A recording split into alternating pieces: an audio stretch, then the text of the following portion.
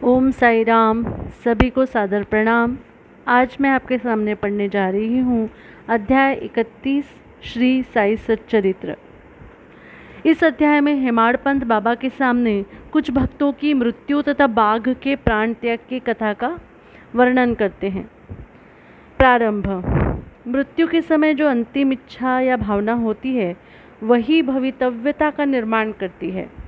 श्री कृष्ण ने गीता अध्याय 8 में कहा है कि जो अपने जीवन के अंतिम क्षण में मुझे स्मरण करता है वह मुझे ही प्राप्त होता है तथा उस समय वह जो कुछ भी दृश्य देखता है उसी को अंत में पाता है।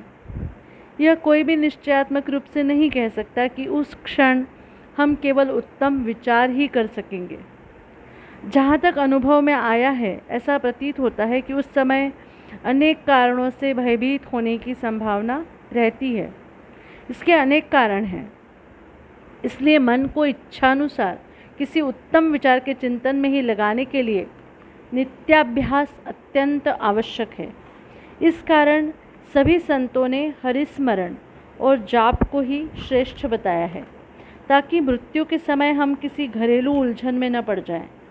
अतः ऐसे अवसर पर भक्तगण पूर्णतः संतों के शरणागत हो जाते हैं ताकि संत जो कि सर्वज्ञ है उचित पद प्रदर्शन कर हमारी यथेष्ट सहायता करें। इसी प्रकार के कुछ उदाहरण नीचे दिए जाते हैं। विजयानंद। एक मद्रासी सन्यासी विजयानंद मानसरोवर की यात्रा करने निकले। मार्ग में वे बाबा की कीर्ति सुनकर शिरडी आए, जहाँ उनकी भेंट हरिद्वार के सोमदेव जी स्वामी से हुई और इनसे उन्होंने मानसरोवर की यात्रा के संबंध में पूछताछ की। स्वामी जी ने उन्हें बताया कि मानसरोवर गंगोत्री से 500 मील उत्तर की ओर है तथा मार्ग में जो कष्ट होते हैं उनका भी उल्लेख किया, जैसे कि बर्फ़ की अधिकता, 50 कोस तक भाषा में भिन्नता तथा भूटान वासियों के संशयी स्वभाव जो यात्रियों को अधिक कष्ट पहुंचाया करते हैं। ये सब सुनकर सन्यासी का चित्त उदास हो गया और उसने यात्रा करने का विचार त्याग कर मस्जिद में जाकर बाबा के श्री चरणों का स्पर्श किया। बाबा क्रोधित होकर कहने लगे, इस निकम्मे सन्यासी को निकालो यहाँ से, इसका संग करना व्यर्थ है। सन्यासी बाबा के स्वभाव से पूर्ण अपरिचित था। उसे बड़ी निराशा हुई, परंतु वहाँ जो कुछ भी गतिविधियाँ चल रही थी उन्हें वह बैठे बैठे देखता रहा। प्रातःकाल का दरबार लोगों से ठसाठस भरा हुआ था और बाबा को यथाविधि अभिषेक कराया जा रहा था। कोई पाद प्रक्षालन कर रहा था तो कोई चरणों को छूकर तथा कोई तीर्थ स्पर्श से अपने नेत्र तृप्त कर रहा था। कुछ लोग उन्हें चंदन का लेप लगा रहे थे तो कोई उनके शरीर में इत्र ही मल रहा था। जाति पाति का भेदभाव बुलाकर सब भक्त यह कार्य कर रहे थे। यद्यपि बाबा उस पर क्रोधित हो गए थे तो भी सन्यासी के हृदय में उनके प्रति बड़ा प्रेम उत्पन्न हो गया था। उसे यह स्थान छोड़ने की इच्छा ही न होती थी।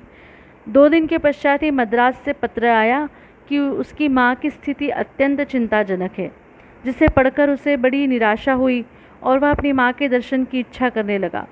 परंतु बाबा की आज्ञा के बिना वह शिरडी से जा ही कैसे सकता था, इसलिए वह हाथ में पत्र लेकर उनके समीप गया और उनसे घर लौटने की अनुमति मांगी। त्रिकालदर्शी बाबा को तो सबका भविष्य विदित ही था। उन्होंने कहा कि जब तुम्हें अपनी माँ से इतना मोह था तो फिर संन्यास धारण करने का कष्ट ही क्यों उठाया। ममता या मोह भगवा वस्त्रधारियों को क्या शोभा देता है। जाओ, चुपचाप अपने स्थान पर रहकर कुछ दिन शांतिपूर्वक बिताओ, परंतु सावधान, वाड़े में चोर अधिक है, इसलिए द्वार बंद कर सावधानी से रहना, नहीं तो चोर सब कुछ चुराकर ले जाएंगे। लक्ष्मी यानी संपत्ति चंचला है और यह शरीर भी नाशवान है। ऐसा ही समझकर यह लौकिक व पारलौकिक समस्त पदार्थों का मोह त्याग कर अपना कर्तव्य करो। जो इस प्रकार का आचरण कर श्री हरि के शरणागत हो जाता है उसका सब कष्टों से शीघ्र छुटकारा हो उसे परमानंद की प्राप्ति हो जाती है। जो परमात्मा का ध्यान व चिंतन प्रेम और भक्तिपूर्वक करता है, परमात्मा भी उसकी अविलंब सहायता करते हैं। पूर्व जन्मों के शुभ संस्कारों के फल स्वरूप ही तुम यहाँ पहुँचे हो और अब जो कुछ मैं कहता हूँ उसे ध्यानपूर्वक सुनो और अपने जीवन के अंतिम ध्येय पर विचार करो। इच्छा रहित होकर कल से भागवत का 3 सप्ताह तक पठन पाठन प्रारंभ करो। तब भगवान प्रसन्न होंगे और तुम्हारे सब दुख दूर कर देंगे। माया का आवरण दूर होकर तुम्हें शांति प्राप्त होगी। बाबा ने उसका अंतकाल समीप देखकर उसे यह उपचार बता दिया और साथ ही राम विजय पढ़ने की भी आज्ञा दी, जिससे यमराज अधिक प्रसन्न होते हैं। दूसरे दिन स्नानादि तथा अन्य शुद्धि के कृत्य कर उसने लेंडी बाग के एकांत में बैठकर भागवत का पाठ प्रारंभ कर दिया। दूसरी बार पठन समाप्त होने पर वह बहुत थक गया और वाड़े में आकर 2 दिन ठहरा। तीसरे दिन बड़े बाबा की गोद में उसके प्राण पखेरु उड़ गए। बाबा ने दर्शनों के निमित्त 1 दिन के लिए उसका शरीर संभाल कर रखने के लिए कहा। तत्पश्चात पुलिस आई और यथोचित जांच पड़ताल करने के उपरांत मृत शरीर को उठाने की आज्ञा दे दी। धार्मिक कृत्यों के साथ उसकी उपयुक्त स्थान पर समाधि बना दी गई। बाबा ने इस प्रकार सन्यासी की सहायता कर उसे सद्गति प्रदान की। बालाराम मानकर। बालाराम मानकर नामक एक गृहस्थ बाबा के परम भक्त थे। जब उनकी पत्नी का देहांत हुआ तो वे बड़े निराश हो गए और सब घर बार अपने लड़के को सौंप वे शिरडी में आकर बाबा के पास रहने लगे। उनकी भक्ति देखकर बाबा उनके जीवन की गति परिवर्तित कर देना चाहते थे, इसलिए उन्होंने उन्हें 12 रुपये देकर मच्छिंद्रगढ़ जिला सातारा में जाकर रहने को कहा। मानकर की इच्छा उनका सानिध्य छोड़कर अन्यत्र कहीं जाने की न थी, परंतु बाबा ने उन्हें समझाया कि तुम्हारे कल्याणार्थ ही मैं यह उत्तम उपाय तुम्हें बतला रहा हूँ। इसलिए वहाँ जाकर दिन में 3 बार प्रभु का ध्यान करो। बाबा के शब्दों में विश्वास कर वह मच्छिंद्रगढ़ चला गया और वहाँ के मनोहर दृश्यों, शीतल जल तथा उत्तम पवन और समीपस्थ दृश्यों को देखकर उसके चित्त को बड़ी प्रसन्नता हुई। बाबा द्वारा बतलाई गई विधि से उसने प्रभु का ध्यान करना प्रारंभ कर दिया और कुछ दिनों के पश्चात ही उसे दर्शन प्राप्त हो गया।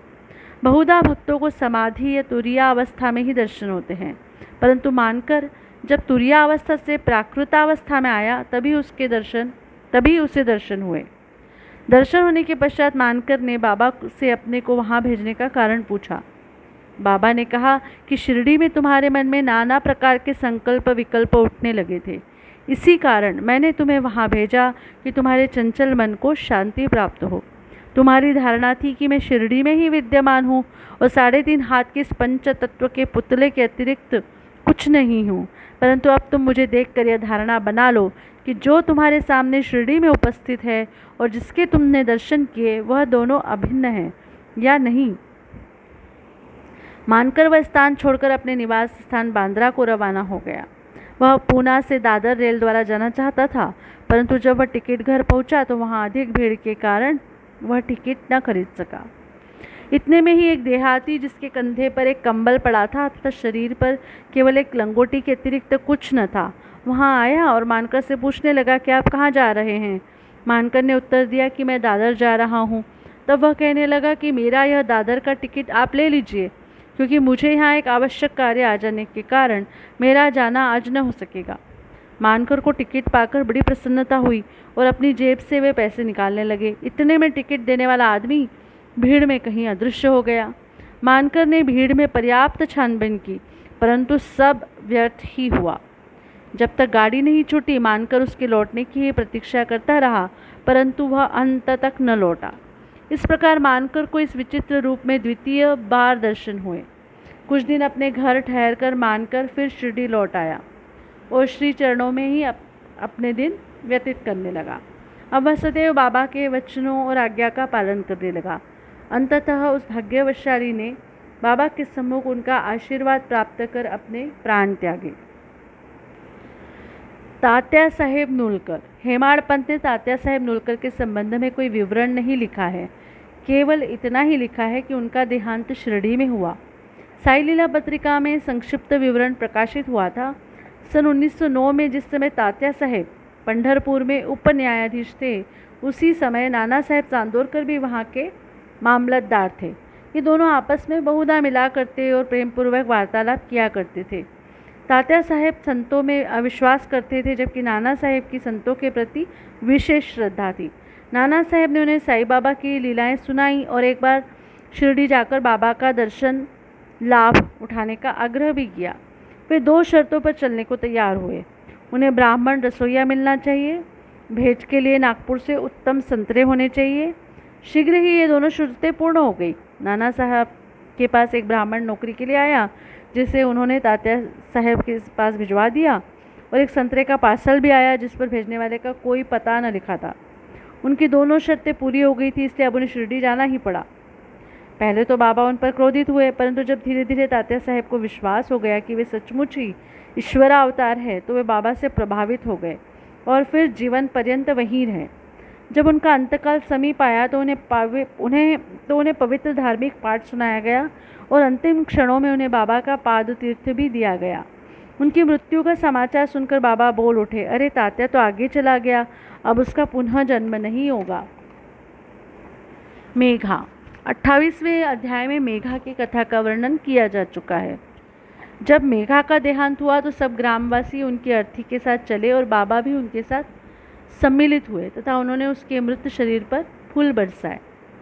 दाह संस्कार होने के पश्चात बाबा की आंखों से आंसू गिरने लगे। एक साधारण मनुष्य के समान उनका भी हृदय दुख से विदीर्ण हो गया। उसके शरीर को फूलों से ढककर एक निकट संबंधी के सदृश रोते पीटते हुए मस्जिद को लौटे। सद्गति प्रदान करते हुए अनेक संत देखने में आए हैं, परंतु बाबा की महानता अद्वितीय ही है। यहाँ तक कि बाघ सरी का एक हिंसक पशु भी अपनी रक्षा के लिए बाबा की शरण में आया, जिसका वृत्तांत निम्नलिखित है। बाघ की मुक्ति। बाबा के समाधिस्थ होने के 7 दिन पूर्व शिरडी में एक विचित्र घटना घटी। मस्जिद के सामने एक बैलगाड़ी आकर रुकी, जिस पर एक बाघ जंजीरों से बंधा हुआ था। उसका भयानक मुख गाड़ी के पीछे की ओर था।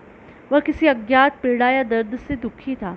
उसके पालक 3 दरवेश थे, जो एक गांव से दूसरे गांव में जाकर उसका नित्य प्रदर्शन करते और इस प्रकार यथेष्ट द्रव्य संचय करते थे, और यही उनकी जीविकोपार्जन का एकमात्र साधन था। उन्होंने उसकी चिकित्सा के सभी प्रयत्न किए, परंतु सब कुछ व्यर्थ हुआ। कहीं से बाबा की कीर्ति उनके कानों में पड़ गई और वे बाघ को लेकर साईं दरबार में आए। हाथों से जंजीरें पकड़कर उन्होंने बाघ को मस्जिद के दरवाजे पर खड़ा कर दिया। वह स्वभावतः ही भयानक था, पर रुग्ण होने के कारण वह बेचैन था। लोग भय और आश्चर्य के साथ उसकी ओर देखने लगे। दरवेश अंदर आए और बाबा को सब हाल बताकर उनकी आज्ञा लेकर वे बाघ को उनके सामने लाए। जैसे ही वह सीढ़ियों के समीप पहुंचा, वैसे ही बाबा के तेज पुंज स्वरूप का दर्शन कर एक बार पीछे हट गया और अपनी गर्दन नीचे झुका दी। जब दोनों की दृष्टि आपस में एक हुई तो बाघ सीढ़ी पर चढ़ गया और प्रेमपूर्ण दृष्टि से बाबा की ओर निहारने लगा। उसने अपनी पूंछ हिलाकर 3 बार जमीन पर पटकी और फिर तत्क्षण ही अपने प्राण त्याग दिए। उसे मृत देखकर दरवेशी बड़े निराश और दुखी हुए। तत्पश्चात जब उन्हें बोध हुआ कि उन्होंने सोचा कि प्राणी रोगग्रस्त था और उसकी मृत्यु भी सन्निकट ही थी। चलो, उसके लिए अच्छा ही हुआ कि बाबा सरीखे महान संत के चरणों में उसे सद्गति प्राप्त हो गई। वह दरवेशियों का ऋणी था और जब वह ऋण चुक गया तो वह स्वतंत्र हो गया और जीवन के अंत में उसे साईं चरणों में सद्गति प्राप्त हुई। जब कोई प्राणी संतों के चरणों पर अपना मस्तक रखकर प्राण त्याग दे तो उसकी मुक्ति हो जाती है।